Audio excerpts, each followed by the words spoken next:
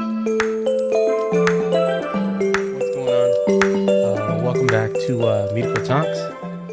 I did just have a little upload recently, which I thank you guys. That was part of the quarantine confession segment.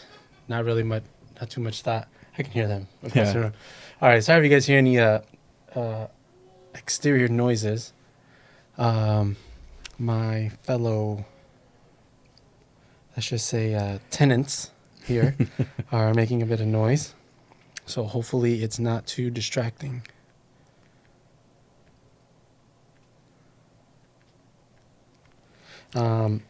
So Well, that's just the grade of audio you got here. So yeah, well, I know which is these a things good are a thing. little too good. Yeah, it's a good thing.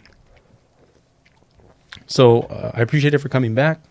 I was only, it's definitely been a difficult time with all this social distancing stuff to be meeting and setting up appointments. I did have a lineup, and some of that just has to be put on hold, except for this individual here who I've actually, he's family. So I have been seeing throughout this whole coronavirus, thing going on.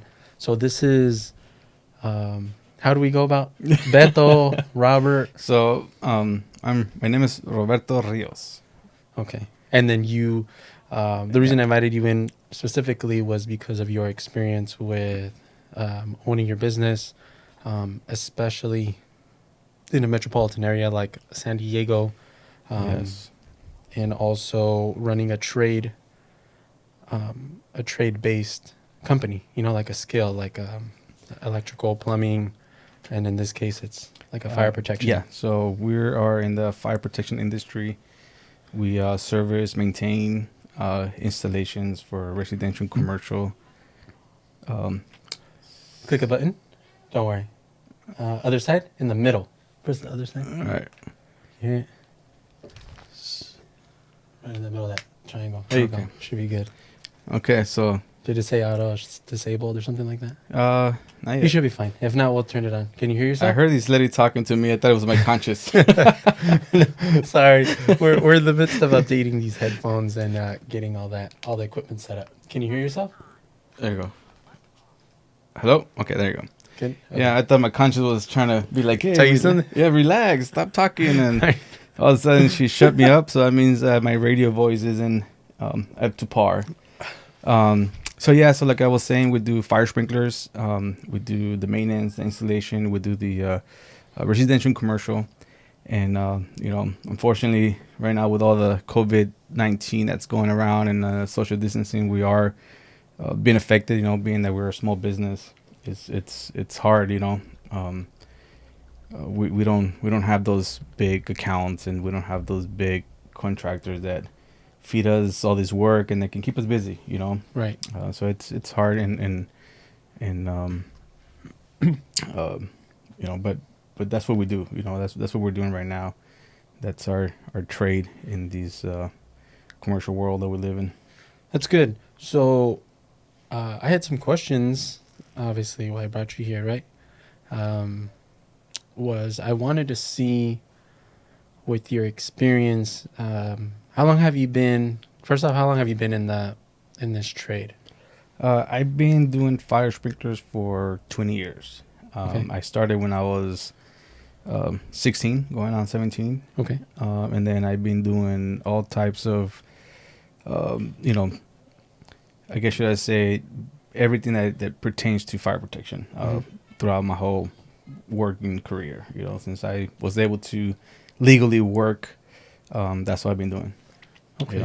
And then now to fast forward to when you obviously were working for somebody at some point, and then you made the jump to start your own business. Yes. How was the transition in doing that?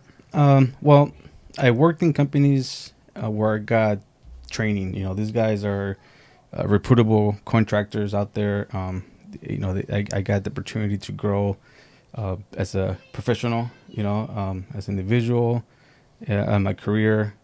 I do like what I do. I love this is my passion. So at some point during this whole, Crisis? no. What I mean is during this whole being all you can be, here's opportunity. Obviously, as in every company, there's a line, where you kind of get stuck and you kind of have that feeling where you're not going anywhere anymore, and the opportunity just kind of died because you reach the limit, or you got to where you were able to get in that company. Okay. So then that's when I decided to just kind of venture on my own. Okay. And it was hard. Nobody should ever be discouraged to start their own business, but it is hard if you don't have the proper schooling, training, and it's been a whole new learning experience for me. So it helps me with further my career, because it's not just having a business. This is still part of my career. Right. Learning now the stuff that I didn't have to know before, because there was I had all the help. When I was running a department, I had a lot of resources. So now I'm the resource. So I have to reach out to people that have their companies for a while, other business owners, for advice and get some of my concerns, or where I get stuck somewhere. Sometimes I need to reach out and ask. So That's good. Well, I guess that's why it's probably a good filter, that the fact that you have to mention don't get discouraged. Yes. Because I guess if everybody was getting into the field, it'd be too saturated, it'd be way too competitive, and then anybody can do it. Well, not only that is, people know you, and in my situation, I couldn't just go out and reach out to people that I already knew, because some legal stuff, and what I had to do is go knock on doors and start over. And after a few months, after I thought at one point that I had enough savings in there, but they started depleting real fast, and that's what the scary part came by. So I didn't have enough time with my company, so no business loans, and I took out everything that I had, put it into my business. So at some point I did start getting a little scared. I did want to throw the towel, and because I have kids, I have a house, I have all this stuff, all these responsibilities. But all my friends, including yourself, I've always was told, like, hey, well, just keep going. It's what you're doing is good. And I've been in business for 15 months already. Oh, okay. So yeah, it's been 15 months. Quick. I celebrated my first year anniversary with I have 5 guys, and 6 including myself. Lucky, I'm really fortunate because it's my family. I got my kids and my father working for me, and we've been doing good. We're doing great. Right now with all the COVID situation, we are a little bit affected by it. Yeah. Because we're, like I said, we're still small, and we don't have all that, background and all that financial support yet, or stability, should we say, because we're still on a daily with the cash flow and all that. Mm-hmm. But yeah, it's been a great ride. So that's why I tell everybody, don't get discouraged. It does take time to build up a company, unless you already have something set up where you leave your company to start your own and you already have everything there for you. But when you're starting from scratch, it is challenging. Yeah, it is challenging, but it's not. I mean, people that back you up and you can count back and be talked to where you have those days where you want to throw a towel. Yeah. And they push you like, hey, no, what are you doing? It helps you. 15 months in.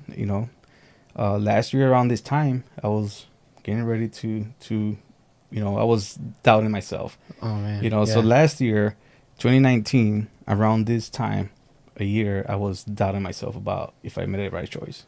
And that's good. And now I'm assuming you feel that you're glad you didn't throw in the towel. Yeah. No. I mean, things picked up. I was able to bring more people on board to help me out. So I was able to get more work. Yeah. Larger contract jobs. So, how do I explain this? There was like a 360 turn on everything, and then it helps you look at things in a brighter way, should we say, Right. Instead of just thinking like, oh, I should have not done this, and second guessing and questioning your motives, and the motive for me was doing what I like and pretty much the way that I think it should be done. So, but it's been doing good. It's been doing great. I wanted to know between being in the trade for as long as, we went over, and then you starting the company, and then you've been in it for 15 months. I guess not to get too like into it, but a little bit of a breakdown of what major steps you really took to go from I am a person of this trade with this much experience, excuse me, and then what major steps you had to take to make that a reality. Well, first of all, in my trade, because we're a specialty trade, you have to be able to get a license. So you go in there, you take tests. There's a couple of tests you got to take. They're about 2 hours long each. Once you pass your test, and then there's bonds, insurances, and unfortunately they go by your track record. So like how long you've been in the trade, and that's how they kind of evaluate how long you've been in business. So obviously, when you're not in business for a long time, and then you're up here, and trying to make those monthly payments, because obviously you can't, unless like I said, unless you're set up, where you get the financial backup, and you got all these things. So once I got the license, and then I built up the courage to leave my company, because you have a good position, salary, all these perks and benefits, going back to zero, where you're your own boss, so you don't have all these perks and benefits, because you have to take care of your business and your home. So whatever other perks you were able to enjoy before, they kind of go out the window that time. Right.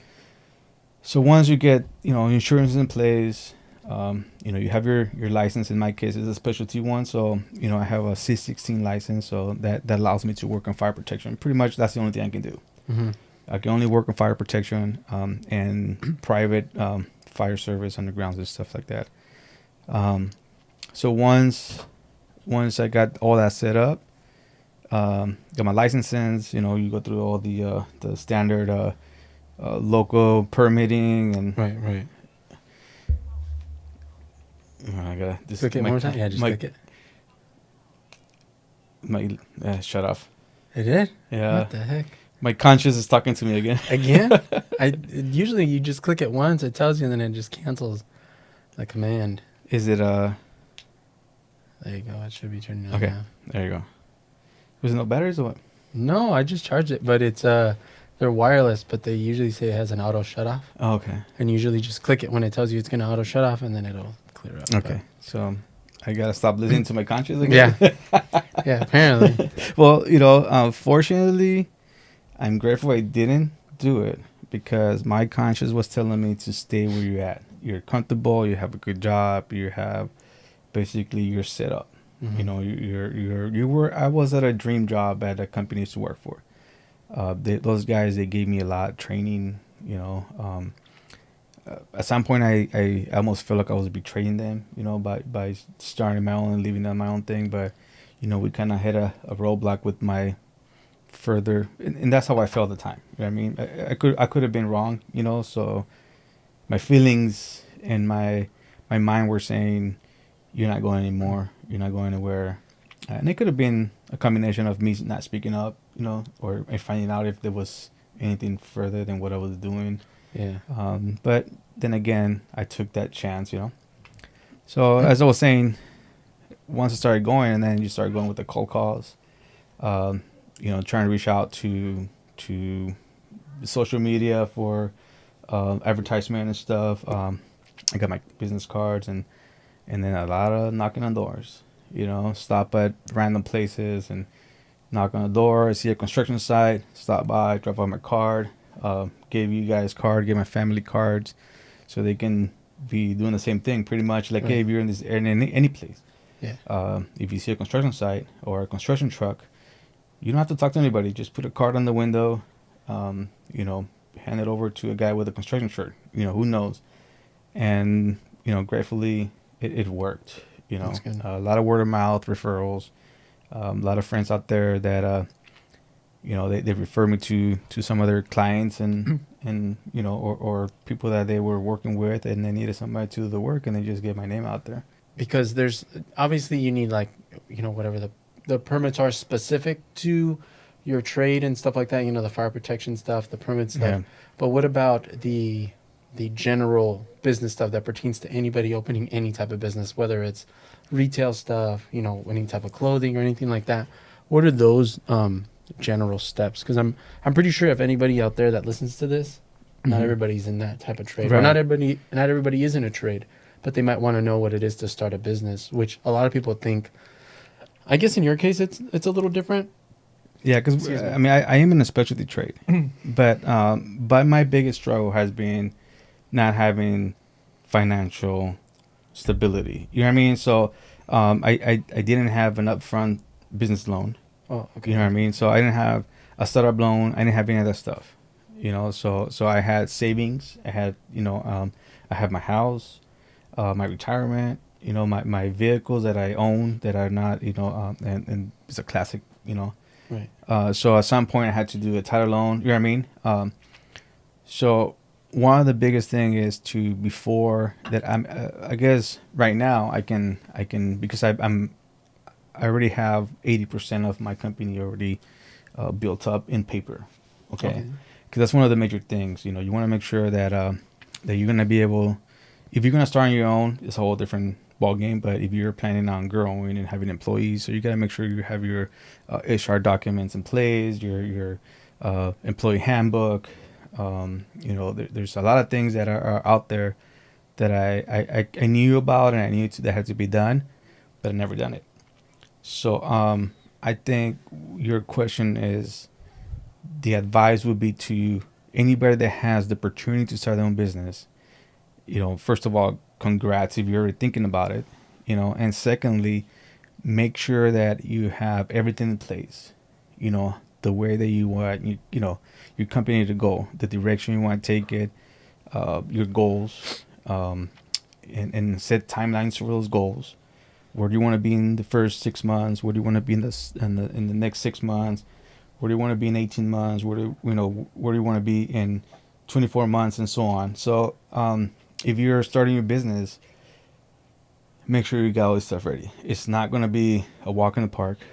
Depending on the trade, if you're doing a retail store, obviously you have to do some research and market and make sure that whatever your product's going to be, it's hip at that time. So do the research, see if there's anybody else in your area where you want to establish already selling your product, and you got to be innovating somehow. Nowadays a lot of social media that helps. Right. So you can get your brand out there, your name out there faster. The company that I built, that I'm working still, it has my name on there. So I'm building my company based on me. Right. So everything that my company does, and it represents me. You know what I mean? So I have a lot of stakes because it's my grandfather's name, my dad's name, you know what I mean, out there as well. So, my company name is Rios Fire Protection, which is my last name. So I'm building out there something that it's, you can't trademark it, you can't copy it, you can't do any of this stuff, right? Because Right. it's, it's somebody's name out there, and family. My parent, my dad works for me, my kids. So if you're doing something else, you have to do all that research, and make sure that you have everything established or your goals. If you're trying to secure a small business or a startup loan, that you're gonna plan on meeting those terms, and I've seen businesses start up and 5 months are gone, Yeah. because Stuff. because they don't have a plan, And anything. Yeah. so I didn't, I've just like, hey, it's construction. There's a lot of construction out there, but your name, people don't know you, so people don't know you, so they can't, they rather go pay, they'd rather go pay somebody, a expensive rate, or I don't know, because their name's out there, they've been in the business for a long time. San Diego County it's not that big, so everybody knows everybody in the industry. It's kind of hard. Even my vendors, they know me, but as being an owner, it's like, okay, well, we can't give you a line of credit. We're gonna have to put you on COD for a few months, and then I was able to secure a credit for $1,000. So if I did a house, and because I don't buy in bulk, I don't get good discount prices, So Right. I still they know me, so they give me some rebates and stuff. So those $1,000 will go in one house. So then if I had two houses in 1 week that I needed to go installs, the other one was just kind of, I had to pay it. Right. It had to come out of my savings and whatever, not out of the credit, and so on. And right now, these guys, they have a lot of trust in me. They believe in me, and they know me for years. So now they allow me to increase that credit line. So that's one of the things. So any trade, if it's a retail or food, whatever, it's to already have your vendors set up, have those credits already open, so that you can have those enjoy those terms, so you're not using your cash flow, because that's one of the biggest things, just having the cash flow.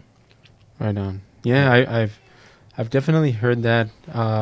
There's a big difference too when it comes to something that somebody, when it comes to a company that somebody needs your services in comparison to somebody in a sense as a preference or as a convenience wants, right? So somebody selling clothes, it's a different thing. It's a big deal, when you're going to do fire protection or sprinklers or anything like that, fire alarm or anything, if you have to take loans out, you have to do stuff like those are big money projects. It's construction. Like you need to put that stuff up front. You gotta pay all these workers. Like you can't do big projects on your own. You're gonna have to have your team. Yeah. And then when it comes to people doing retail, I know that some people get scared because they think that they have to pull out a loan.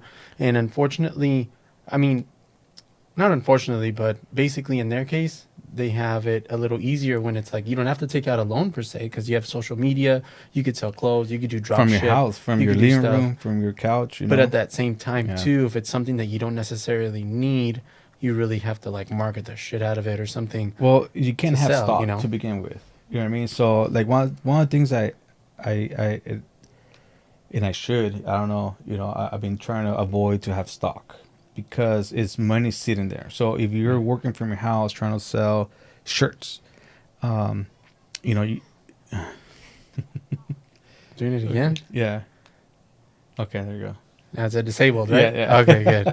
We're set. So no more interruptions, guys. So so if you're selling shirts, for example, or you're selling bathing suits or whatever product you're selling, unless you're the manufacturer, unless you can keep up with the demand, and then you're good. But because you're not going to make any more than what you already sold.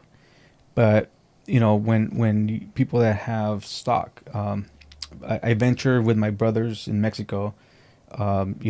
Pretty much it was more of a support for them. Mm-hmm. So I invested, within expectations. Like, they wanted to venture and then they wanted to have their own thing. Mm-hmm. So pretty much what I did was, support them and they started their business, right? So they started a cleaning supply business, kind of like, Uline, where you can buy anything that's related to maintenance, mops and toilet paper and all that stuff. Yeah. And they'd probably be making a killing now. Oh, you could sell toilet paper, right? Well, so these guys, they all had their jobs. They're all working professional. They're all graduated from school and everything. And in Mexico, but opportunities are not that great, but they're just trying to make something on the side. They were doing great, but nobody wanted to leave their jobs. So they all wanted to have this supplement income with the comfort of the job they already had. So one of the things I told them, like, hey, you guys need, when you guys get into this, what are you guys' goals? Mm-hmm. So long story short, their goals weren't to start a business and grow it and then work on it and leave off of it. Right. They just wanted to have a supplement income, something small, 2 customers that gave us a lot of work, right? So, to make the story shorter, they decided to close it down because out of 5 people, 3 of my brothers and 2 other friends, nobody was putting anything into it. So right now they're trying to get rid of all the stock. You know what I mean? So they're trying to close the place down, and they have all this stockpile. You know, so they have. And it's like PPE stuff, right? You said. Yeah, you know, and it's easy to get rid of, but you know, there's mops and there's paper towels and there's all these things that we have there that are just stock. So when you have a company that sells shirts and stuff, if you don't get rid of that stock, and then you're losing your money because you already pay for it. So in the commercial world or any world, I assume you got terms to pay. If you buy from a company that gives you credit, you got 30, 60 days, depending what the terms are. If you hang on to that product for more than 30 days, and then you're already losing, you know, or so, you know, 15 days, I don't know, you know, it varies. But that's where the planning comes in, because if you get somebody already selling the same type of shirts or, you know, or whatever in your area, it's I think the clothing will be a little bit more of a harder competition out there, you know, harder market. But yeah, because it's probably so easy to get into. Like I said, now people they don't have to have stock. They just get it drop shipped. So if you order through me, right, and I'm marketing this brand or this type of clothing, you just order, and then I just place the order with, you know, like in China or something. Yeah, well, somebody's got to have that stock. You know what I mean? Right. So it's like, you know, you got to be able to keep up with demand. Even if you order from somewhere and have it delivered straight to somebody else, you know, which is kind of like everything evolves now. Right. You know, somebody's got to have that stock.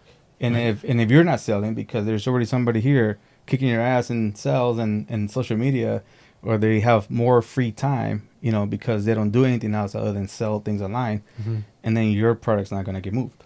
You know, and you might not have bought, you know, a whole pallet of product, but you know, the guy out there manufacturing is hanging on to that. You know what I mean? So just kind of hard. Yeah. There's like pros and cons to each. Yeah. So like it's different with yours because it's a skill. So it's like you can't buy that in a sense. Like you just can't buy it and have it in stock. I don't have the material. I can't. Like recently, I bought. For example, we use gauges to read pressure, right? So I recently bought a whole case of 60. And I bought signs, and I bought, you know, I kind of stocked those simple things, you know, because we do maintenance. So when you go to a building, a brand new building or an old building, you know, there's certain things that you have to check, you know, and one of them is to make sure that the system is reading the correct pressure, which is the actual, whichever is available. Part of your test is to you know, depending on the type of system, but part of the test you do is to confirm the available water versus what the system was designed to do.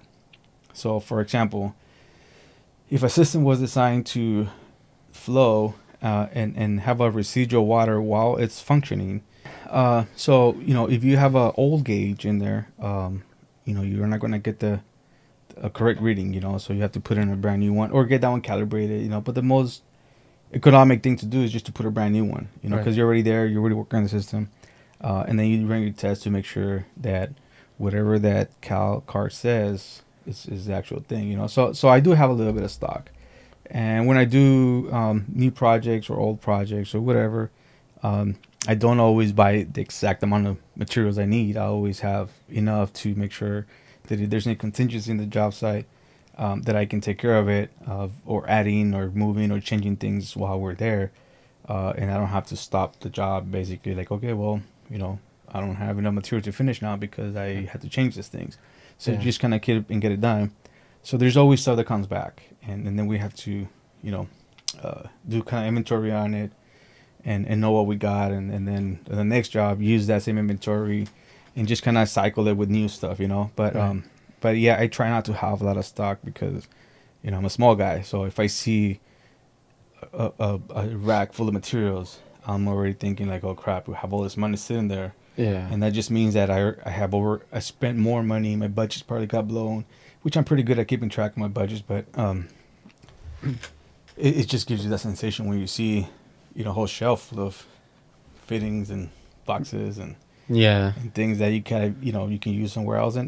But as long as you stay busy, you know, it's just gonna keep reused. But you always want to have a little bit, but not a whole rack shelf.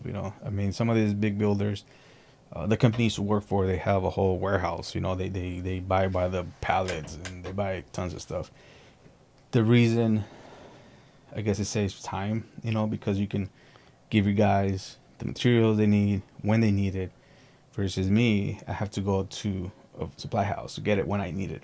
Mm-hmm. I don't have it available, so I have to go make sure. Sometimes if there are items that need to be ordered, I need to make sure I'm proactive and order them so I can get them in time, and I have to wait for them and finish the job because something's not there.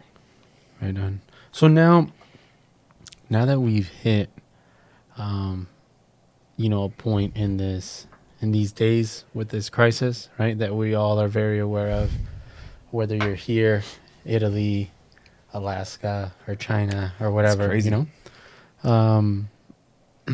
How is that? How is that affecting your business? I mean, I know you said it was, but is it? I mean, because you're still considered an essential, quote Yes. unquote, essential business. Mm-hmm. So you're providing essential services. Is that really adding a lot, or is it just like a little bit, like it's hindering a little? Well, when it does, we are an essential trade. We are essential because a lot of these buildings are not being used. People are not working in these building offices, and the systems need to be maintained anyways. You got to make sure that because there's nobody in that building, you don't want a sprinkler head going off and then go unnoticed for a month until somebody goes over there to check on the building, and all of a sudden it's flooded 2-3 floors. But being that I'm a small company, the bigger cash flow for me is working with homeowners, doing service calls, doing installation on houses or garages or whatever. The bigger constructions, they haven't stopped, but the jobs that I had already completed. The sucky part with the bigger jobs is they're typically 30 days on the terms. So whatever work I do today, I don't see the income for 30 days. Some are more, no? Yeah, depends, but that's kind of like standard. Standard's 30 days. Okay. Homeowners and service calls and tenant improvements and remodel works are the ones that keep the cash flow going. Your smaller jobs, maintenance work, is the ones that keep every company going, because it's you're dealing with people direct. But that's the problem we're having right now. We're not getting those calls. We're not getting the garages, the single family homes. Right. Not because they're not building them, but because we typically contract direct with the owners, and they don't. We all have to adhere to these regulations right now, where we have to maintain a distance. And some people have decided to. Get myself tangled up. I guess do the quarantine, and they have the possibilities to stay at home for 40 days without having to worry about their construction. So that the cash flow portion has slowed down. I finished my bigger jobs recently, so right now those are the ones that are just have to kind of wait, and Right. when they would have just finish up the ones. And I do have a couple lingering jobs in there, but yeah, it's impacting me that way. The first week when the governor announced the stay at home or safe at home, it was a Friday, I believe. Yeah. So I know. I had to stay home. So the following week was I a had to stay home. nightmare. My work told me. The following week was a nightmare. Mm. So last week we kind of got back to normal a little bit, but some of my guys are like, they don't want to come to work. They're like, well, I'd rather just stay home and do what I gotta do. And I was like, okay, well, I don't want to. I can pay you your sick pay, but like I don't want to put you on unemployment because I'm it's gonna affect you if I need you back. How are we gonna work this out, Right.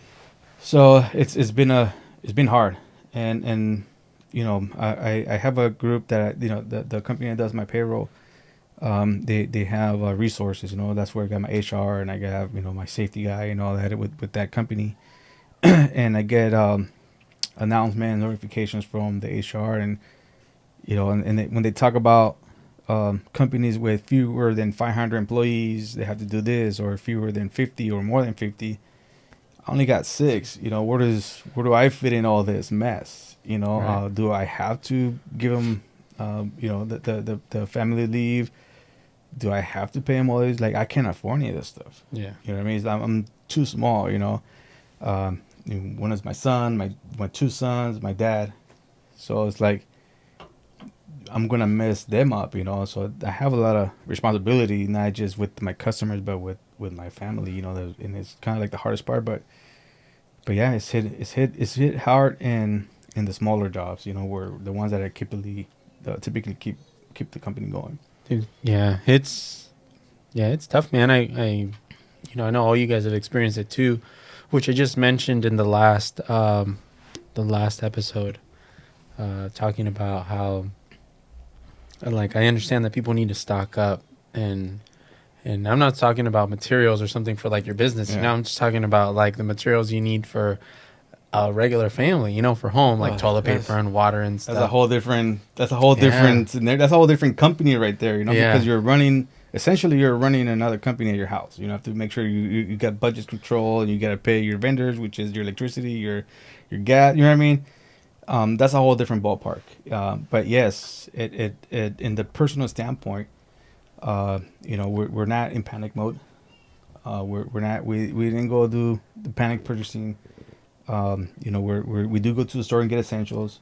Yeah. Fortunate for us, my wife, she's awesome. She's pretty smart, and she's not panicking either. That's good. So what we do is we did stock up with enough for a couple weeks in case there's a severe crisis out there. But we're what we try to do is just go and get the essential stuff. So we maintain our stock, but we're going out there and get, as we need and what we need, Yeah, it's just good to be self-aware and respectful to the other people too. Because, like, as a community, we're only, which I had said it before, and it's being said again, but is that we're only as strong as our weakest link, and if some of these people can't get those supplies, and then we run into them at the store, or we walk into those people, but they didn't have enough to wash up or sanitize or do whatever that they need to do. I mean, in a sense, would just kind of be in the same boat, Yeah, we're going to get it anyways. I am conscientious about, that everybody's got different situations. They all live in a different world, and they have different mentalities. We don't all think alike, otherwise, we'll be living in a more crazy world. So I know that, when I see somebody in the street struggling or whatever, I know that they don't have it as good as I do. I can say, that we're just good. You know what I mean? So we just let everybody out there go do their thing, go do the purchasing or whatever their panic purchase or whatever they feel they need to do to feel safe, and we just go out there and get what we need. And I would suggest for everybody out there, just take a deep breath. It's not going to happen like your mind's telling you it is. Because the mind can play a lot of crazy tricks on you. So if your brain is saying, go get a pallet full of toilet paper, it's not necessary. It's like, I bet that like, exists somewhere. Yeah, I mean, somebody out there thinks that way, and you know what, and you just, there's a lot of things in the social media, news. There's a lot of things going out there, a lot of information, a lot of social media is probably the biggest one before the news. Like I don't have cable. We do internet. So when we're buying to stay at home, we just watch shows and watch movie. We try to not feed our mind with all that negative stuff. Although I do keep my eye out on the news. I think it's okay to be aware. Yeah, I just don't think that we need to let it influence us. Exactly. That's what I'm saying. Like, keep my eye on it just because I don't want, all of a sudden, we're martial law and all of a sudden we're, have to get, I don't know, chipped or something or get some sort of bracelet and we don't know about it, and all of a sudden we walk to the street and then everybody's looking at it like strangers because we don't know what's going on. So I do keep my eye on it just to make sure that, I know what's going on and what the steps are, but I don't believe everything I listen to or everything I read or everything I hear. I just try to not make my own truth either, even though Yeah. I'm It's conspiracy theorist. just so tough, because the government already holds out on stuff. Yeah, And then that's we the don't hard know, part. and then because we don't get told everything, because we know we're not told everything, so we don't panic. But then because we're not told everything, then we gotta like somehow construe something in our minds to justify Yeah. some of the things that they do because we don't have the explanation. Right, So and that's the part where I'm telling you, don't let your brain just kind of make a truth. Explore all the possibilities. Like honestly, like we have the time right now to sit down and I can tell you everything I can think of, and I could be completely wrong. But then again, I have two other scenarios already. imagine how many people, yeah, imagine how You many know? people have that in their minds, like that. It's absolutely Yeah. correct. Did you want a refill? No, no. That you can relax. Like No, I'm this is relaxed. all this like you don't. My I know, face is I red know. because I'm relaxed. Oh, okay. I just wanted to make sure, like, No, no, like, we're good. yeah, I wanted to see you out, hear you out, and Yeah. amongst everything. But like, you need to relax. Like, this is the podcast. This is Mircko Talks podcast. No, Like, well, I don't, This I is don't about care. you then. I don't care if it's about me talking and Yeah. and communicating and Well, something short, something that's limited. If you want to hear me relax, so you want to hear one of my theories. Okay. No, I'm just kidding. No, it's Okay. not. We're talking about businesses, and you guys. No, yeah, be but careful. I think it's kind of good to encourage everybody to understand who you are, because one thing is what your professional standpoint is and where you are in this world and how you add your footprint to your community and what you do in life. But I think it's another thing too to understand your character, to understand the type of person and the mentality. Everybody has their own theory. Everybody has their own beliefs. Yeah. And not that we're pushing any of this, just so that you guys understand, audience, to understand that it's not something that I'm pushing onto you, but I think it's normal for you guys to understand. Yeah. Hey, stop pinching my leg. Yes. Stop kicking me. It's for you to understand that as I'm mentioning a man, a family man, a business owner that happens to be family, which, because we're doing the social distancing thing. So this is the first podcast that I've done since everything kicked up. And I'm about to do more, probably like FaceTime style. But anyways, I'm just giving you guys an insight on who he is and what he thinks about this whole situation. And if you feel that you're crazy about thinking the things that you're thinking, no, you don't know entirely what I'm thinking and then what he's thinking. I don't think anybody's crazy with having their own beliefs and their own ideas. It's just be open to other people's ideas, because we're all different brains out there. We all have different mentality. We all think through differently, and we process things different way. So if anybody's got any idea, then I can probably put their idea with my idea together and just kind of make sense of it. Be like, oh yeah, okay. All I gotta say, just there's the government telling us to wash our hands and do our things and just kind of stay on top of that.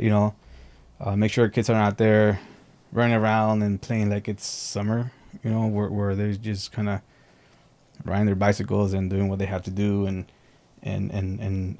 pretending this is happening. So they gotta know what's going on. So just kind of educate your kids, explain to them that the situation is pretty tense right now, I guess. I do feel a lot of tension. People are kind of going out and doing things out of, I don't know, I don't want to panic. Yeah, Panic. So we have two kids at home. Excuse me. And all I gotta tell the guys is just enjoy your video games, enjoy your time off right now. There is some online schools or something like that they're gonna be doing shortly. I think starting Monday they're gonna be doing some sort of classes or something, so they don't miss out on the school. Yeah, I have to do that. So just educate them and just follow the rules. Just stay. Well, that's for all the schools sane. you're saying that they're gonna do that. For all I the think schools? so. Well, I know for our little guy, we have to go tomorrow and pick up a packet or something, so he can do some schooling at home. It's not a big vacation they're getting, but at the same time, there's something we can do. This is what our leaders have told us, and the guys that were fortunate to go out there and keep working, we just have to be conscious about everybody else. I do order food to go. I do tip the driver, even though they put my food on the front door. they're out there risking to get infected, Yeah. by going to people's houses and stuff. So, they deserve to be compensated somehow. So I give those guys a what I think is a good tip. So I am contributing, helping the food industry, because they're the ones that are more affected. I know some hotel owners, and from knowing these guys and talking to these guys, they're struggling the worst. Yeah. Yeah. There's no leisure, and I mean, I Uh, don't know. I was thinking, I was like, well, they speak through some of them, right? Some of the yeah. smaller ones, not like the big, like the Hyatt or something. But like some of these will speak through a window, like a teller window. Mm-hmm. And then those are like the real smaller ones. But at the same time, like even though they don't have much contact and all But these rooms are separate, yeah, but you have like the it people, encourages travel. the too. people that clean the rooms. You got Yeah. the cleaning crews. You get the maintenance. So maybe the clerk isn't as exposed. Everybody else Yeah. is. So I know that some Yeah, that's true. hotels are opening up for the indigents. Where persons can go and stay, and the government's going to help pay for those rooms in portion. But from talking to one of these hotel owners, their concern is because of the drug use and the lack of hygiene and how they're going to treat the facilities. So they'd rather just close down. They'd rather just not have those available, even though they're going to ensure at least some income to pay. The guys. These guys decided to just not, house anybody unless, Yeah, they can charge what they want. It Because even encourages, aside from all of that too, it also encourages travel.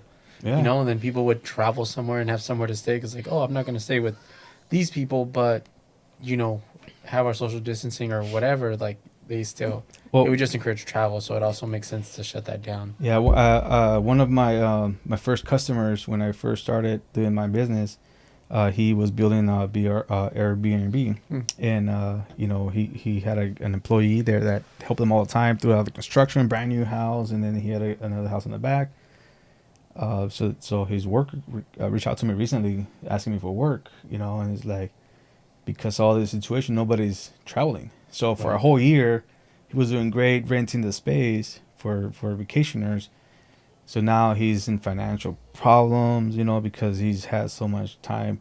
He can't pay the loan, he got to pay for the construction, So it is hard, but at the same time is, I guess it's a common benefit, because if we go out there and we all get sick, and then we all have some sort of relative that passes or whatever, and then we're gonna reduce this population down, and then what? What are we gonna do after that? Where we're gonna have nobody to build houses anymore, or build houses for? Yeah, it's at 660,000. Yeah, worldwide. Yeah, yeah. So it's scary, but there's ways to prevent all this stuff. So you just listen to just listen to what they tell us to do I mean, right now you see us here sitting next to each other, and we shared a meal earlier, this is his, The CDC's going to get us. well, No, I know. we're joking around earlier because been- we were at my house last week, and we were, sharing a meal again and enjoying some family time. Well, you guys are the only ones who can really do that because I'm not trying to talk to the world either. I mean, as much as I love my family and my cousins, I'm also trying to. But for the most part, I can work from home.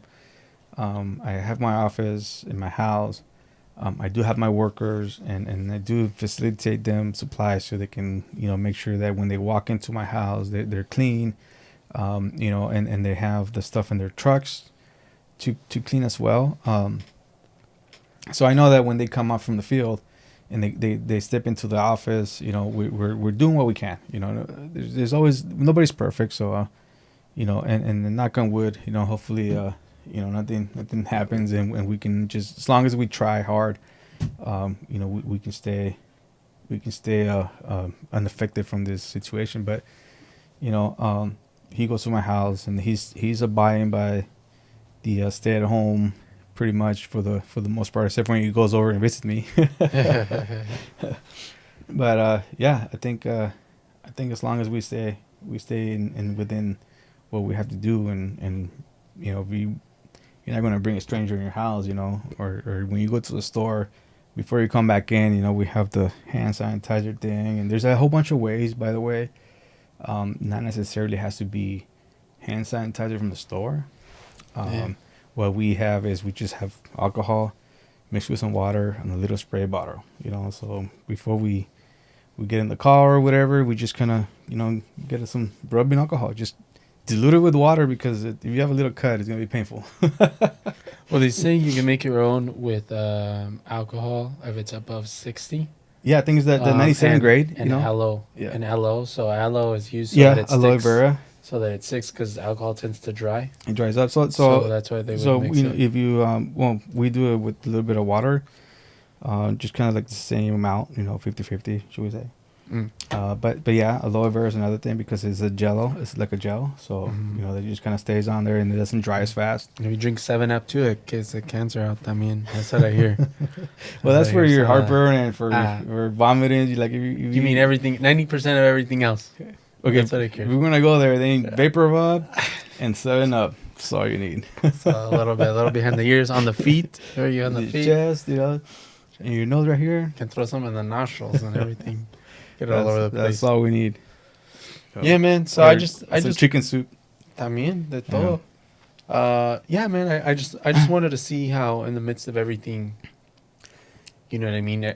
I wanted people to also know not just your business, but I wanted them to understand, your outlook on all of this, because it's a tough time, and people probably think they're probably looking at all the other strangers in a different way, where it seems like it's got to be like a post-apocalyptic thing or a Walking Dead thing. I walked into some grocery stores. Let me tell you one thing, okay? And you said it right now. People look at other people, and I look at what I read, and I look at other things, and I think myself, should I just... I mean, this is something we have to do now? It's like, do I have to go out there and do these things because you're going to panic or whatever? So that's where the thinking part comes in, where don't panic or don't do with this. Because I've thought myself, like, hey, should I just, go and stock up on ammo and barricade my doors and start, building a tunnel in my house, like, build a bomb shelter or something. It's like, should I start doing all these things, or should I wait for when I actually need it? You know what I mean? It's like, okay, why don't we just put a movie and focus our mind on something else? Because I've talked to my wife, like, hey, we're actually thinking about putting a sniper tower and doing a little bunker and having a tunnel to go from the bunker to the house. And you went from having a wedding in April to cancel that. We have some savings, That's where the wedding's gonna go. That's where the wedding's gonna go. So it's like, better make sure it's for if it's an extra 3 people. What do you bring to the table? What kind of skills you got? We'll have to discuss that. Soccer is not gonna help save our lives. Okay, everybody's getting a pay cut in the soccer world. We'll make it work. So it's a lot to think of. I still think that this is a great opportunity for everybody that's thinking to do their own business. If you have to stay at home, to do your research, so everybody that wants to start their own business down the road, or this year or next year or 3 years from now that you have the time, because you're either, working from home, working less hours, or you're just definitely out of work because of the COVID. This is the great opportunity for everybody or anybody that wants to start their own thing to start doing the research and get your business plan going, and start looking into some of these financial loans that you can secure. What do you need? What they're going to ask you for? You can even make calls and get the information. Get. I recommend you write down all your questions on a little piece of paper, so when you talk to these people, you can get all your concerns and your questions answered. This is a perfect opportunity for upcoming entrepreneurs to... what else is, to take advantage of the situation is a lot of people are at home. So a lot of people are on their phones, on the internet, aside from cable and all that stuff. But a lot of people are on their phones. So I think one of the biggest things is that if people are going to promote themselves and get stuff out there. Like if you think starting a business right now is a problem, is not the right time, the stock market's going down, all that stuff. I understand people's concern, but I think something really big is that if you want to start something, you want to start promoting yourself now. You don't necessarily have to begin the business, but you need to begin the self-awareness because everybody's online, everybody's on social media. Yeah. Social media is one of the biggest ways to communicate this. It's the new news, it's the new thing. So a lot of people are mostly on their phones than they are on a laptop, than they are on a TV.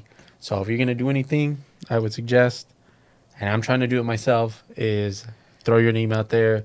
Throw stuff on social media. You don't even have to sell anything. You just need to let people know you're there. And you can even run ads and run things, and they could just see it so that by the time you're ready to start rolling out and getting your employees or getting your stock, people already know you. People are comfortable with seeing your name, which is how it all works, is by being aware of who this person is, that they provide this type of clothing or this type of service or whatever that it is. And then they become comfortable enough so that when all this kicks down and people are really making those investments, you've already been around doing that. Because if you want to grow that business, you got to be proactive, and the best way to do it. And luckily now, if this was done in like the 40s, you wouldn't be able to as much as you can now. Now everything can communicate from your home, and you can communicate it out and send it out, and it can all be done from your living room while you're in pajamas drinking a coffee. And even back in the 40s, okay, back in the 40s, they used to advertise the news with the kid selling the newspaper, and then he used to yell out the headlines. So I'm sure that back in the day, you could bribe one of these kids with a couple dollars. Candy bar, maybe? Hey, maybe a meal for their family. And then they would, yell out your company name or whatever, or as part of, even if it wasn't part of the news or the newspaper. I don't know. Maybe that's something I would have probably approached one of those kids like, hey, yell out, Rios Fire Protection. They have a discount or they have, some offer or whatever. Much simpler times. Exactly. Nowadays, I'm sure there's probably copyrights and things like that the people are looking out for. No, I know, man. It's this is the time. You guys want to start something? This is the time. Start it up, do your thing, and you can send stuff out. And so get everything dialed in, depending on whatever business you're doing, if it's a retail, customer service type, construction type, service, whatever, specialty, trade,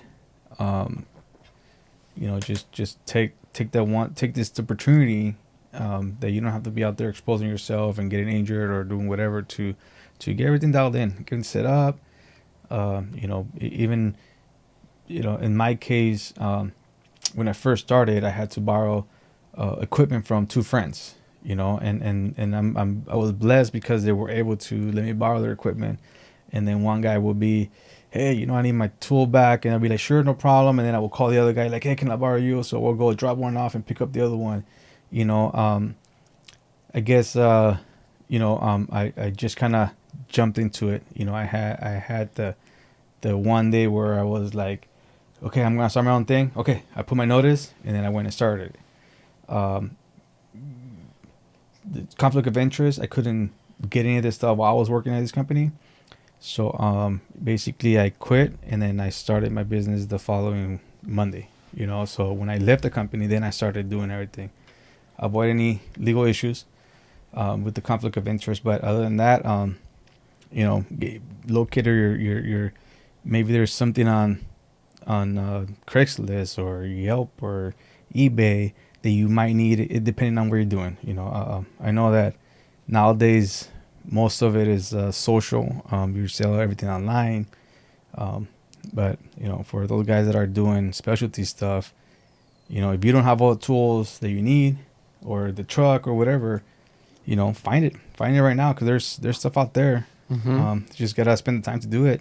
And because I started my own thing, I just kind of started acquiring it as I was needing it basically. So it's an opportunity. I didn't have this chance.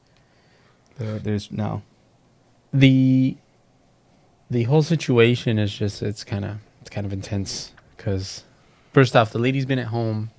The baby is probably going crazy because he's acting up a lot more. I mean, he already acts up, which you already know, but he's just like he's intense. I don't know if any of you guys. Well, I'm pretty sure you guys are seeing that your kids are acting up because they don't get to be at home as much, or they don't get to be outside as much, and they're being at home a lot more often. I know that she's dying to get out and do something. Like we went to the store and she's like, yeah, maybe we'll drop by to this store. And then if they don't have it, we'll drive to the next store. And I was like, unfortunately, we can't do that. I'm like, why don't we just go to one store and then we'll go home? And then I'm like, what we're doing, we're going to the local store. You know, we're not going to the furthest way. Before we were able to just go to different stores and not, you know, just, I mean, before I'm talking about a couple of weeks ago. So what we do is we go to a local market. We get what we need. What we don't get or what we don't have or what they don't have that we need, then we just talk, you know, amongst ourselves like, hey, do we need to get this now? Or do we have enough to where we can next week go a different place or research it or see where we can find it? And for the most part, you know, our answer is, yeah, we're good till next week. So we just get what we came for and then we go home, you know. Yeah, that's good. Because if we start shopping too much around or too far, like we start going into other communities, local stores, and then that's supposed to pertain to them. Yeah, exactly. Our store's supposed to have what they're supposed to have, but they don't. So it's a tough thing. But I mean, at the end of the day, like if you don't have what you need to go find what you need. I'm the type of guy that when I go shopping or if they send me to the store, I go in and get what I need. Okay. Nowadays is we go aisle by aisle. It's like, do we need this? Do we need that? Are we sure on this? You know, because we don't have that possibility right now. Because all the certainty is to go and get it, you know. So It's like, hey, yeah, now we got this, and we got okay, perfect. We're not gonna get it if we don't need it, you know. So that we can make sure that it's there for the person that actually does need it. It's sitting there, and they can come and get it. So when I need it, they already have it, and then I can get it, you know. Yeah, it's tough. It's tough because like I was like, oh well, we have a couple eggs, and then I show up like 2 days later because we ran out of eggs and. No eggs, and then I go back and next. I went 3 times, no eggs for like 3 visits, and those were all spread apart within 2 to 3 days. Yeah, and I was like, man, this sucks. That's why we're thinking about getting our own chickens. Yeah, you know, I mean, it makes sense. It's something that has to happen. You know, we're going back to where we had to grow our own veggies and grow our own stuff because the people do panic and they do go crazy and I hope that it helps them and it serves them and they're happy, you know, and they don't have to worry about anything. But you know, I do want to be able to go to the store and get some fresh eggs, you know. So if I can't do that, then I need to plan for the future. So, you know, if I need fresh eggs, I can just go to my backyard and that's the plan. Yeah. Did you hear that, guys? It's a Rios Fire Protection and grocery. So just letting you know, he's already starting to branch out. We have to diversify. When you hear an entrepreneur in action, this is where you get it. This is where you see it. You have to diversify. You know. So if you guys, you know, we're doing anything. You know, Mircko, he is, you know, doing his apprenticeship for electrical work. So, you know, one of the goals and one of the ideas I have for the future is to have an alarm division, you know. So, you know, we're investing in this guy right here to hopefully be able to pursue that unless he becomes too famous with the podcast and then he forgets about the small guys. You know what? I love having a camera in hand. Number one passion, number one thing is I love having a camera in hand. The podcast is the podcast is more of, and I'll be honest, it's not an aspiring business for me. It's really to provide the information out for the people. It's like the daily journal in a sense. I wish it could be a daily podcast, but a daily thing so that I can just talk to people. I like talking to people. I like hanging out. Like, you want to drink? Like, we'll have a drink. You know, we'll hang out. We'll talk. You know what I mean? You want to have a shot? Like, we're on the podcast. Like, this is super relaxed. This is where I can be myself completely. Mircko Media is aside from it. This is Mircko Talks. This is where I chill, I kick it, and I get to know the people, whether they're clients, whether they're good friends of mine, successful people aspiring to do whatever that they want to do. And so it's a mix of all that. So I just, you know what I mean? I'll never leave the camera on the shelf. You know what I mean? Like, that's my thing. That's my weapon of choice. Yeah. So if I'm going to grow in anything, like, trust me, it'll help you out. Knowing that I'm getting better at my camera stuff, aside from the stuff I'm doing right now to keep us a stability for my family of doing electrical work and all that stuff. But like, Yeah, this is one of the reasons that I've been on him to my request or my what I'm gonna be hiring his services for is, when I first started my business, I knew that he was into the cameras and taking pictures and taking videos, and every time we talk about it, his passion, it's inspiring, because he just, it's one of those things, when we talk about fire protection, I get lost in all my dreams and hopes and all that.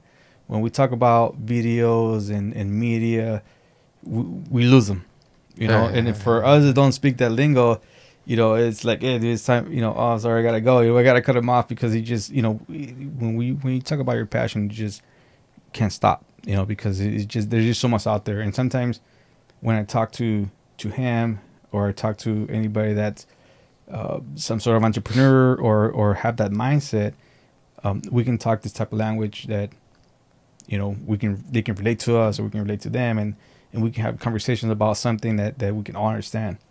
And I told Mircko, like, hey, I want to do a time lapse for one of my jobs, but unfortunately, it hasn't played out. Fortunately for him, he's working, he's got his day job, and then he's got this, the media stuff going on where he goes to parties and stuff, and not to party.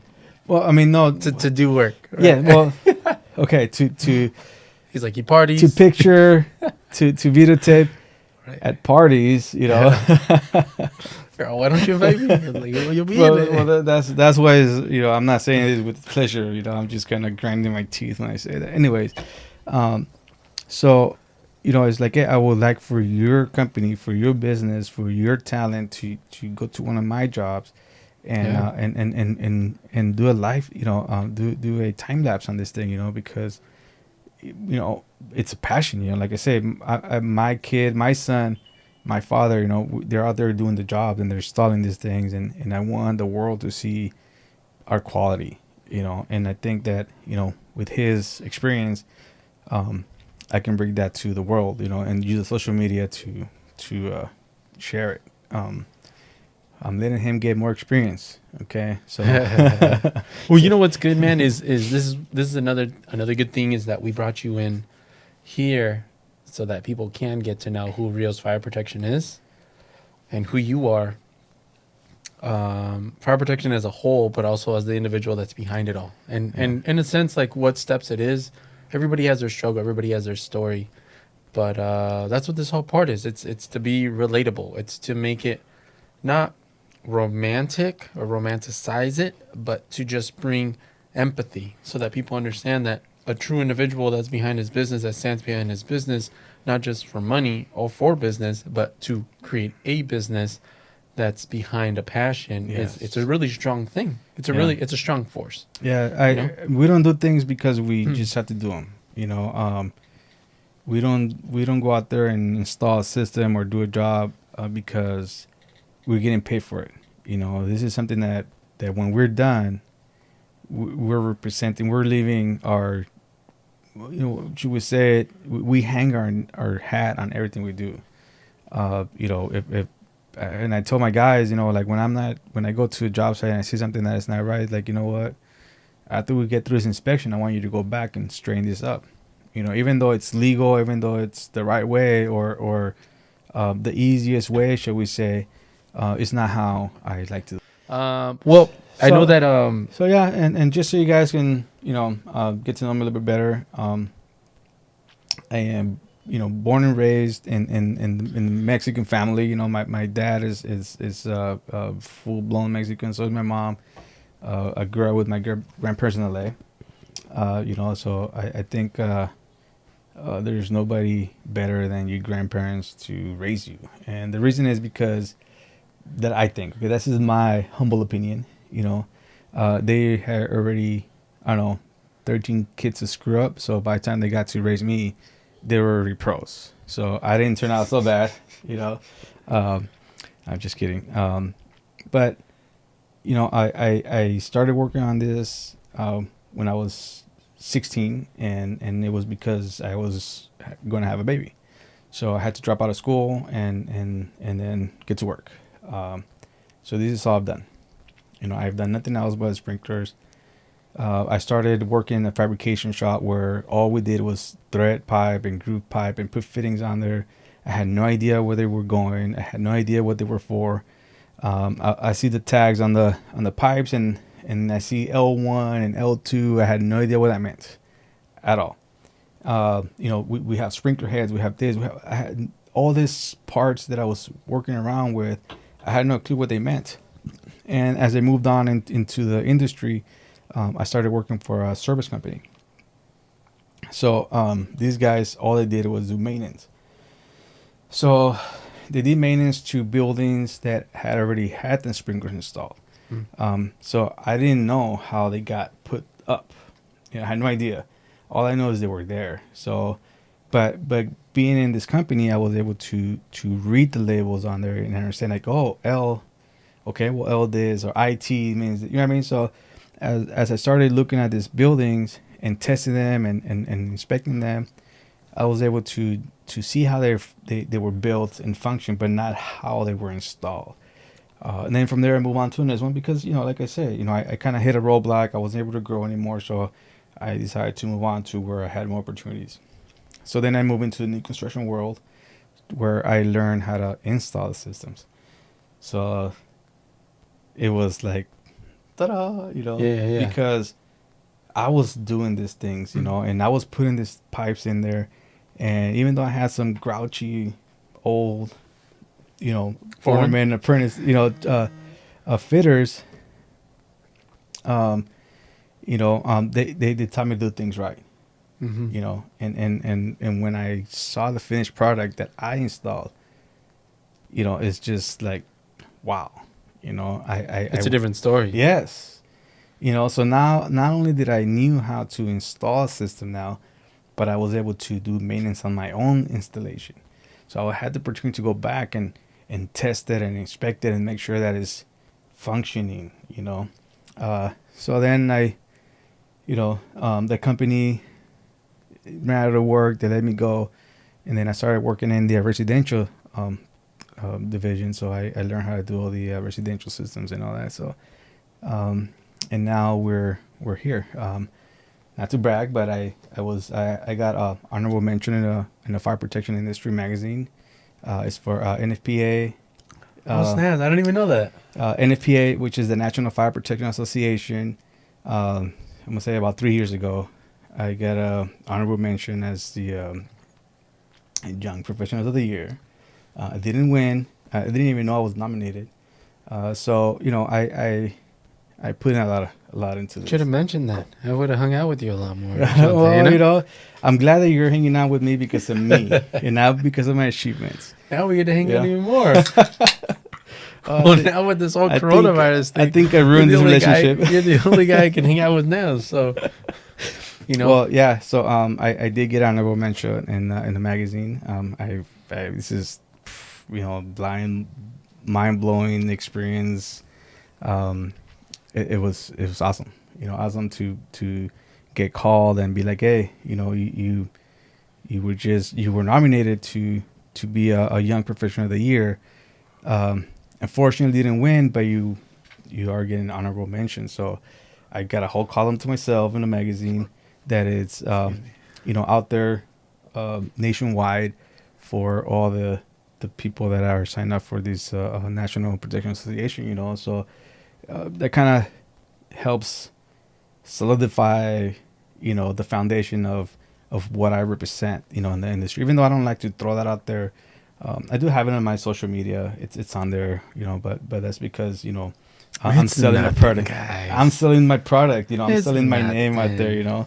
So that's and now my company, it's the next it's the other achievement, and get it to where my goals and my vision of where my company is going to be in the next few years. That's the next achievement I need to meet. Right on. Well, you know what, man? I have to close this up. I got to wrap it up. Cool. And I appreciate you coming in very much. Thank you. Especially being that, you know, I don't know if I'm starting to get socially awkward because I'm hiding in my cave in my house now. I don't even know. I'm talking to you guys. I talk to a camera more than I talk to you like or I anyone said, else. you know, take this opportunity. You know, I mean, right now, like, you know, unfortunately, you can't. You know, I mean, you know, you can have anybody you want here at your house. You know, I'm grateful that I'm the next victim to come over. You know, I got selected as a tribute to being here. You know, but it's the next guest, man. I appreciate. But other than everything that, you you know, even if you're here talking to everybody out there by yourself without a guest, you know, this is something that you want to do. This is something you're building up for. So, like you said, you just told everybody right there, just keep going at it, keep throwing your name out there, even if you don't have a guest. You know, still, and if you want me to come over just to shoot the shit in front of all these people, we can't. You know, even if we try to throw some sour jokes out there to do a smile on your face. Yeah, we're gonna start doing it. I'm gonna get a drum set just so we get it set like that's we'll get it done. Something. So what I want to mention before I just beat up your mic. Hey, don't. Hey. Sorry. Hey, careful there. Do you have any bugs in here? So you're scratching my back. So before we head out, you guys have met Mr. Rios here from Rios Fire Protection. And do you have any social media or website information to get a hold of you or check any of that? You know, I did my own website. I haven't done any updates on it, but it's out there. You guys can visit it. You guys can see our, you know, what we offer. It's riosfireprotection.com, and that's RIOS fireprotection.com. We are also on Facebook, and I haven't done anything on Instagram account. I'm not really good with social media, but you know, don't worry, guys. I'll take care of it. Yes, we'll get that soon. But we do have I do have an Instagram account. I think there's only a couple pictures in there. It's the same thing, just Rios Fire Protection, and that's RIOS Fire Protection.